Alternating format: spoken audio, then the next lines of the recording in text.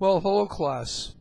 This is the last theory chapter we're going to do for the course, and it is all about communication and collaboration, and it is very, very important. So what I would like to do is kind of highlight what we're going to talk about in this particular chapter starting on Monday. And I think what's important here is knowing that communication doesn't stand alone.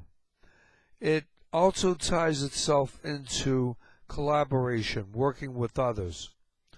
So what you really want to get out of this chapter, the best learning objectives, is first of all to understand exactly what the communication process is. And once we do that, we can figure out on how do we improve that process.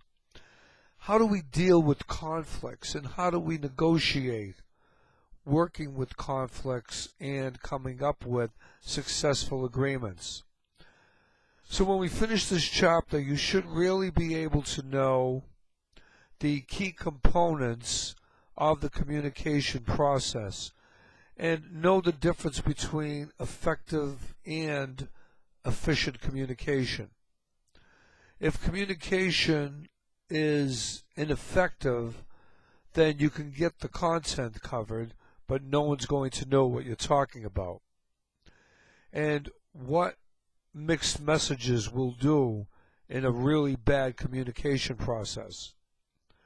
So what I thought I would do is when you get into reading, listening, and viewing, I want you to look at the YouTube video that I put up there. It's a little bit humorous, but it does talk about what happens when the communication process fails. Know that noises cause problems in the communication process, and when we don't filter the right information from the sender to the receiver, we get all types of mixed messages. In other words, different people can take things different ways. And that's a problem. It really is. So we want transparency in communication.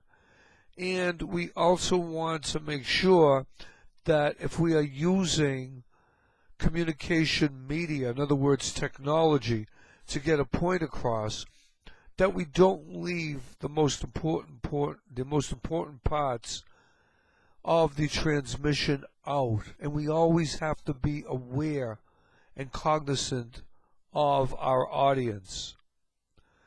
And we're also going to talk about things like ethnocentrism. Yeah, that's a mouthful, I know. But what is active listening?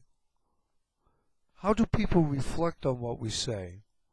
Do they get the right message? And most importantly, there's a big difference from sending an email than saying something face to face. What's written is usually final, and we can't always read body language in a written message. So this is some of the things we're going to talk about. We're going to talk about substantive and emotional conflict, dysfunctional conflict. What causes conflict? Obviously, when communication breaks down, that causes an awful lot of conflict. So now we got to figure out, how do we resolve it? How do we negotiate? What are the 4 principles of negotiation? So we'll get all through that in the next few days, but I just wanted to give you a heads up on what's to come. Okay.